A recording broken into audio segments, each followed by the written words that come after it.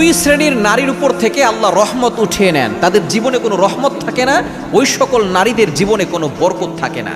মনে রাখবেন, মা বোনদের জন্য আল্লাহ তাআলা জান্নাতকে সহজ করে দিয়েছেন। এই মা বোনরাই দেখা যাচ্ছে এমন কিছু কাজ করেন যার কারণে তারা জাহান্নামে বেশি চলে যাবে। এজন্য নারীরা দুই শ্রেণীর নারীদের উপরে আল্লাহ পাক রব্বুল আলামিন কোনো রহমত বরকত দেন না, তাদের উপর থেকে রহমত উঠিয়ে নেন। নাম্বার ওয়ান, এক নাম্বার হচ্ছে যে স্ত্রী তার স্বামীকে কষ্ট দেয়। অনেক নারী আছে স্বামীকে তুইতুকারি করে, স্বামীর সাথে খারাপ আচরণ করে, স্বামীর সাথে এমন আচরণ করে, মানুষ কুকুরের সাথে এমন আচরণ করে না। স্বামীকে মানুষ বলে দাম দিতে চায় না, এরকম কিছু নারী রয়েছে। মনে রাখবেন, স্বামীর মনে কষ্ট দিবেন না। কারণ নবী সাল্লাল্লাহু আলাইহি ওয়াসাল্লাম জানিয়ে দিয়েছেন, চারটি কাজ করলে নারীরা জান্নাতি: নামাজ পড়বে, রোজা রাখবে, স্বামীর খেদমত করবে আর পর্দা করবে। সুতরাং স্বামীর খেদমত না করলে, নামাজ পড়েও রোজা রেখেও পর্দা করেও কোনো নারী জান্নাতে যেতে পারবে না।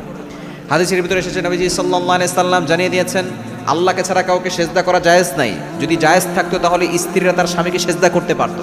সুতরাং মা বোনরা যারা আছেন, আপনাদের স্বামীর সাথে সুন্দর আচরণ করবে। স্বামী যতই খারাপ হোক, আপনার স্বামী তো আর ফেরাউন না, আপনার স্বামী তো ফেরাউন না, নমরুদ না।